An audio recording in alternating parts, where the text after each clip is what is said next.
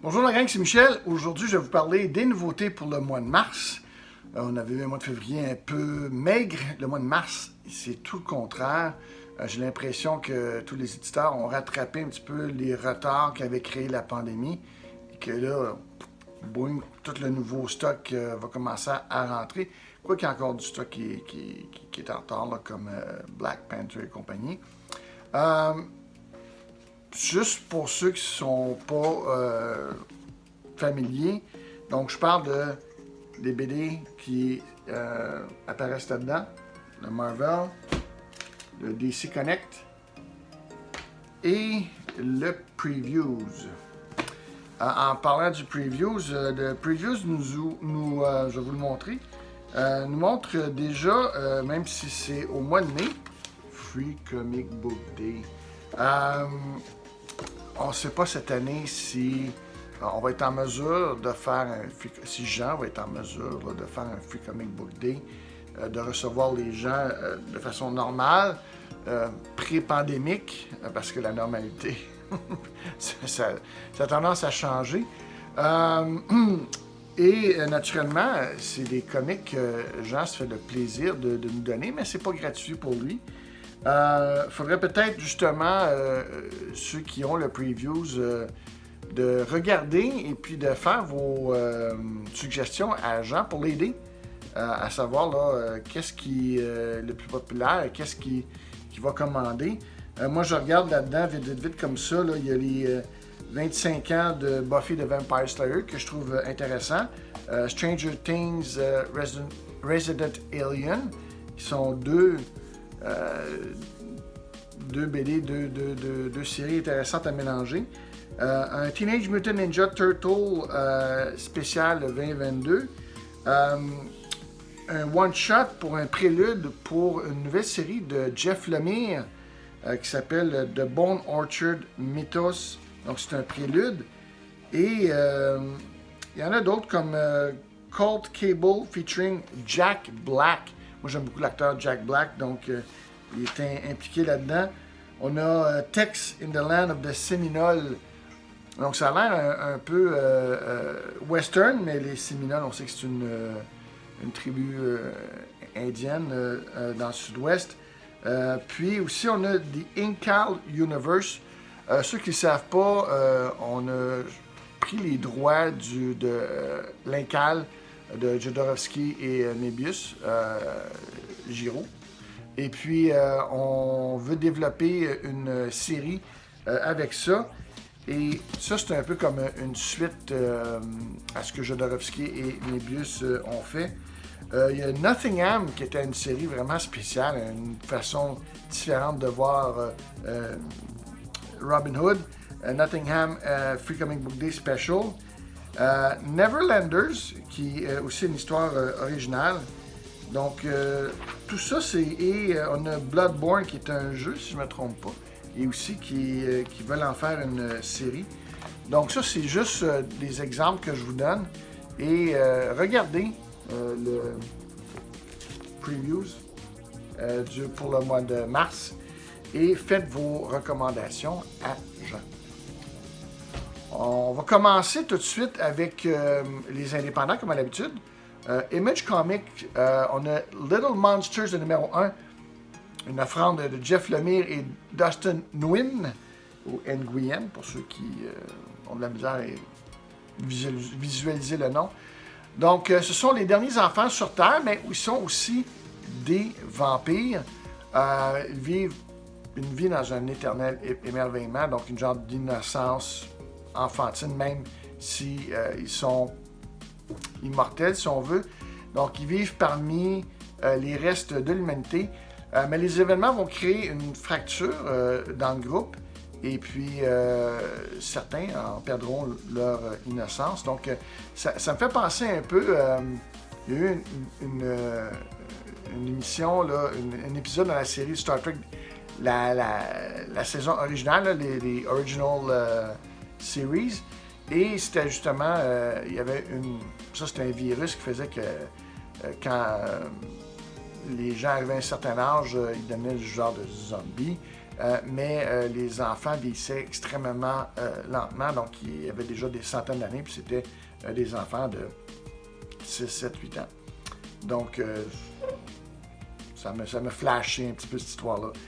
Toujours de Image Comics, Radiant Red, le numéro 1. Donc, Radiant Red, qui est dans le monde de Radiant Black, qui a eu, on a eu un one-shot Supermassive là, qui parle un peu de cet univers-là. Donc, c'est très différent. Ça n'a rien à voir avec Invincible, mais ça me fait penser un petit peu là, à un genre d'univers comme ça. Radiant Red, c'est une série de 5 numéros.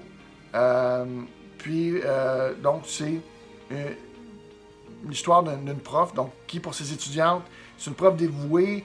Pour son fiancé, ses parents, c'est le rock de la famille.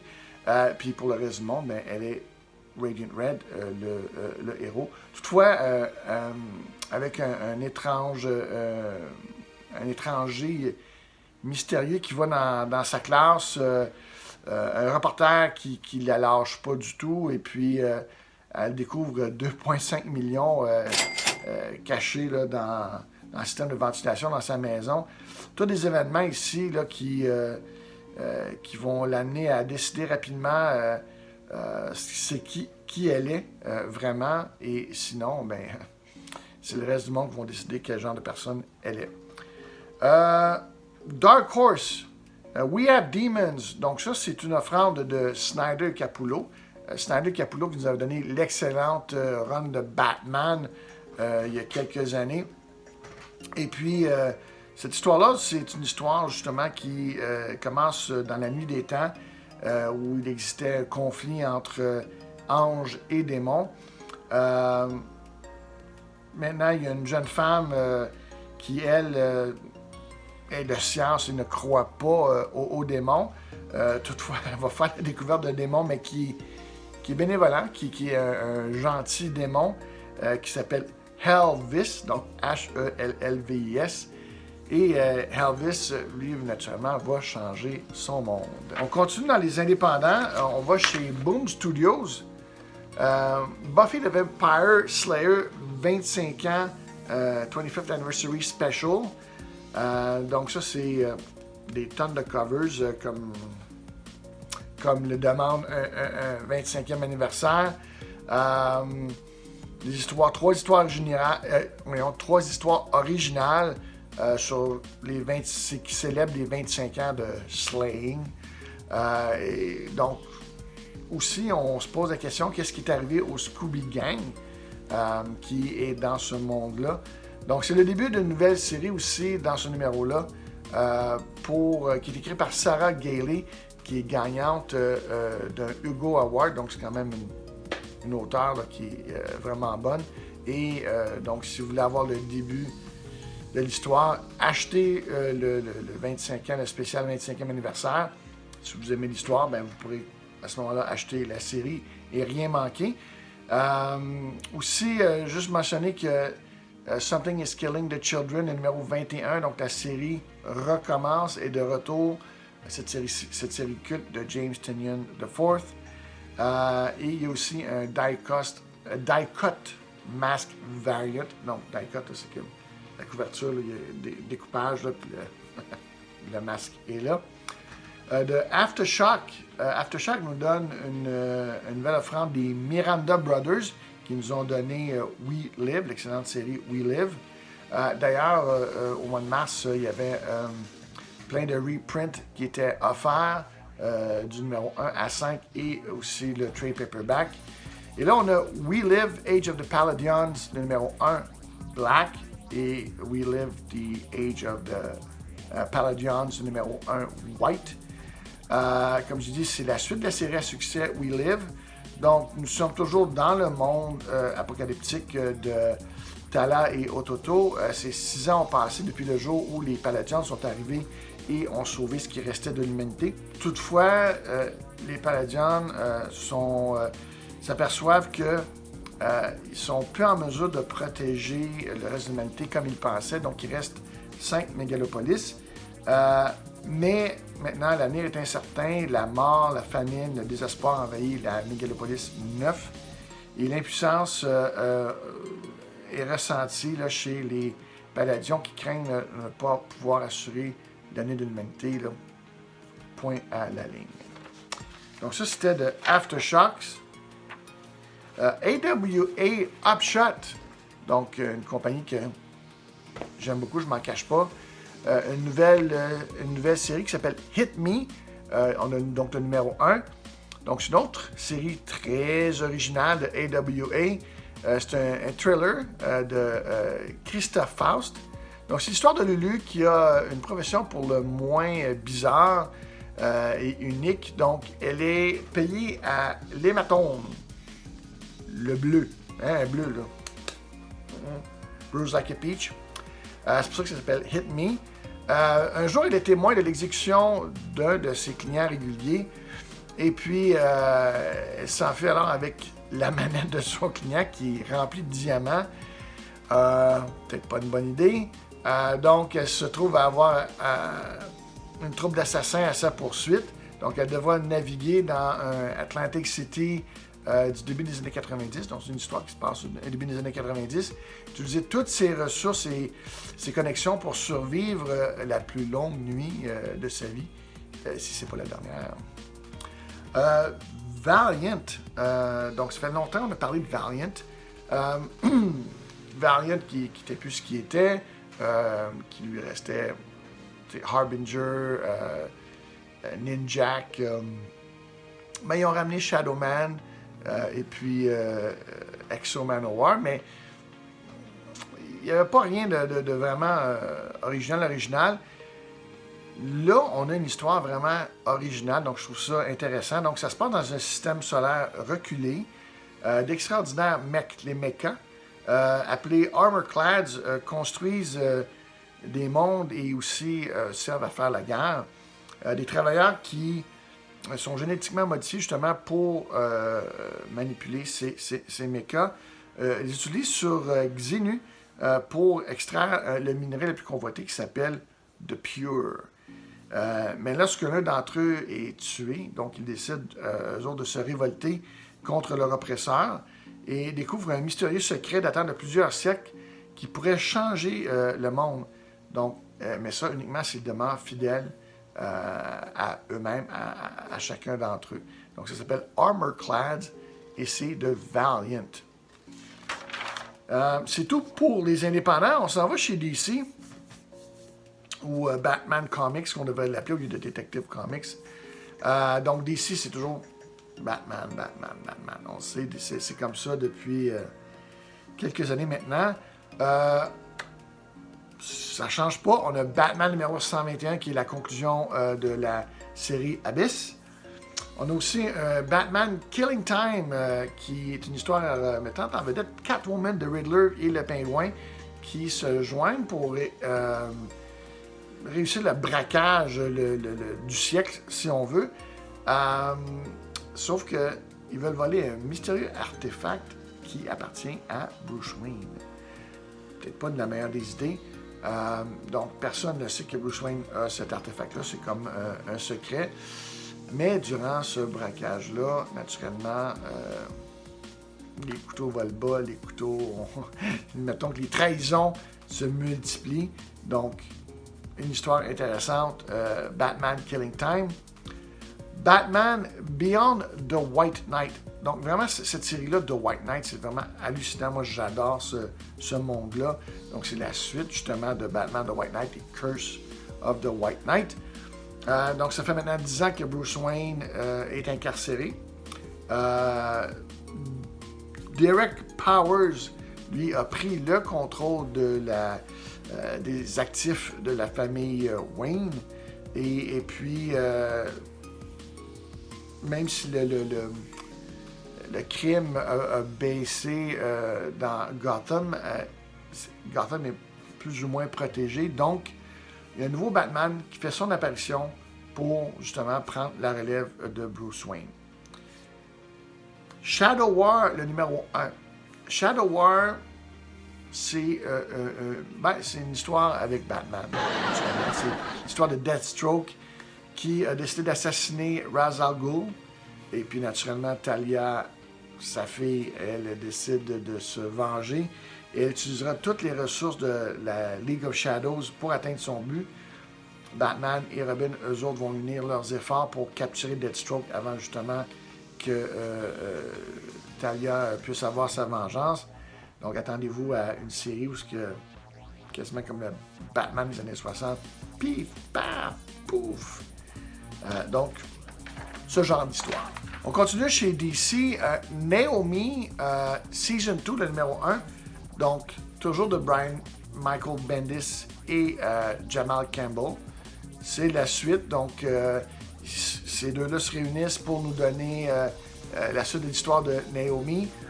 On va avoir Black Adam, Superman, la Justice League, parce qu'on sait que Naomi, entre-temps, a fait son apparition dans le mainstream. Et on va aussi avoir le retour de Zoom Bado, qui est naturellement le vilain qu'on a vu à la fin de la première série. On a aussi Trial of the Amazons, le numéro 1. Donc, c'est les 3 tribus d'Amazon qui s'entendent plus, qui se disputent et doivent régler leur compte à travers un tournoi. Mais un meurtre viendra compliquer les choses. Donc, ça se poursuit dans Nubia and the Amazons du numéro 6. Wonder Woman numéro 785. Ça devrait se terminer dans Trial of the Amazons, Wonder Girl numéro 1, qui devrait être aussi le dernier numéro de Wonder Girl. Une série qui, malheureusement, n'a pas fait long feu. Une autre série j'aime ça parce que c'est pas des longues séries, on parle de 3, 4, 5 numéros maximum. Donc ça, je trouve ça intéressant, contrairement à toutes les grandes séries avec les tie-ins. Là. On a une autre série comme ça qui s'appelle War for Earth 3. Donc c'est une série de 5 numéros, il y a le numéro 1 à 5. Ce qui est cool, c'est que les 5 covers font un tableau. Donc je vous conseillerais de commander tout de suite. Parce que les second print vont pouvoir avoir justement ce tableau-là. Donc, si vous voulez avoir tout le tableau, commandez à Jean les numéros 1 à 5. On a les Teen Titans, là-dedans, Flash, Suicide Squad, qui justement vont se rencontrer, feront une collision, si on veut, sur la Terre numéro 3.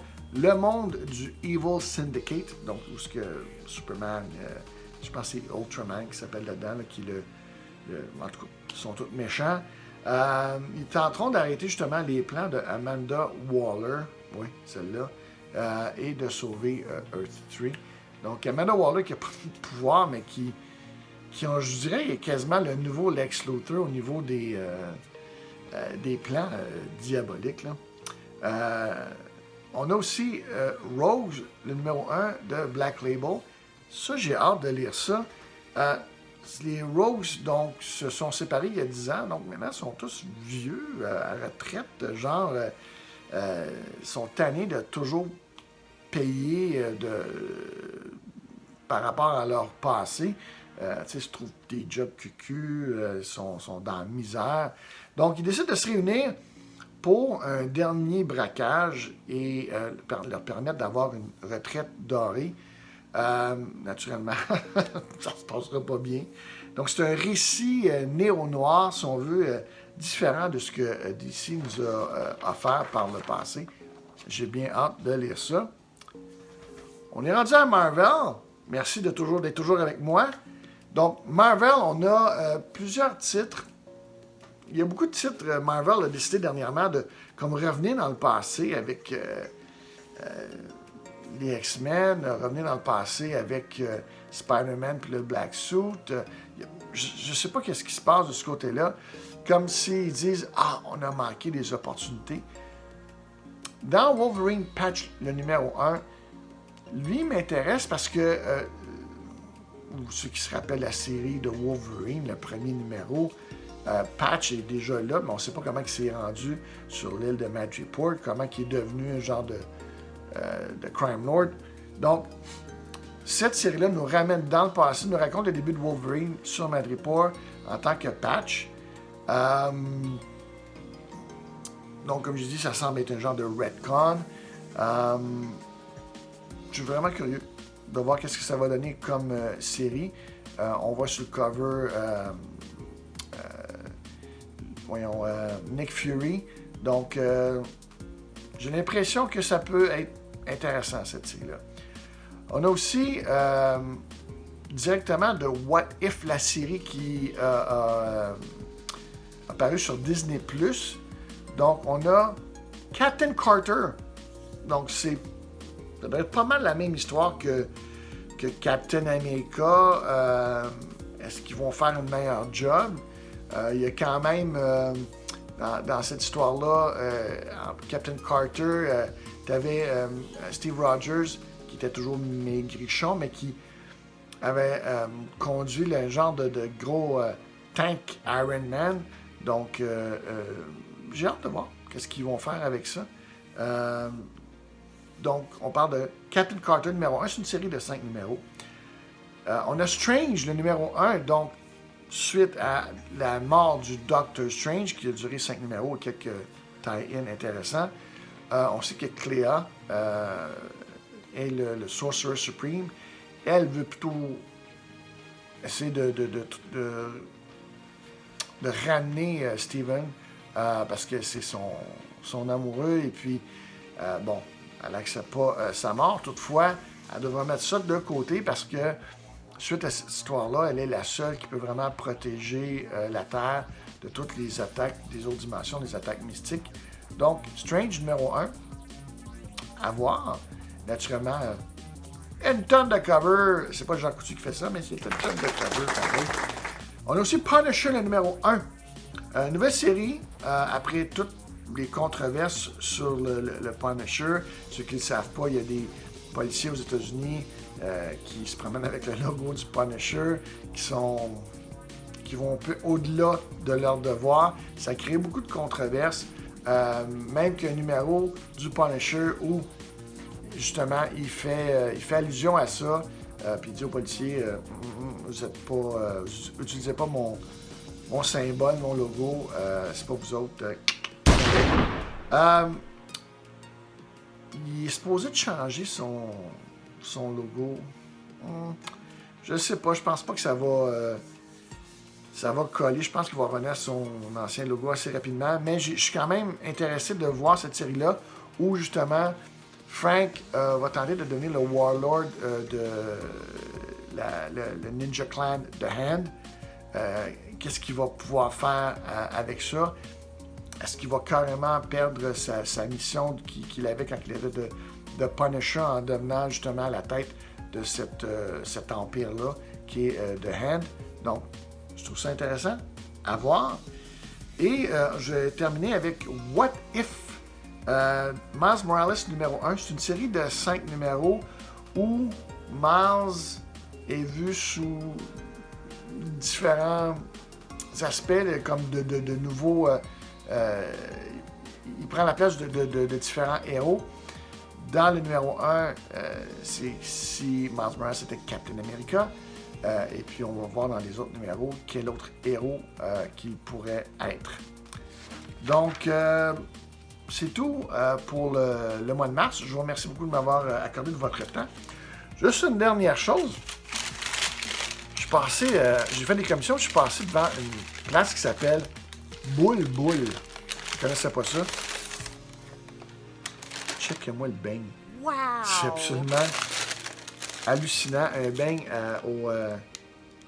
au Nutella. Ça peut bien s'appeler boule. Tu manges ça, tu deviens boule. Ça n'a aucun bon sens. Écoute, dans la majorité des pays du Ternon, c'est un gâteau pour 20, là.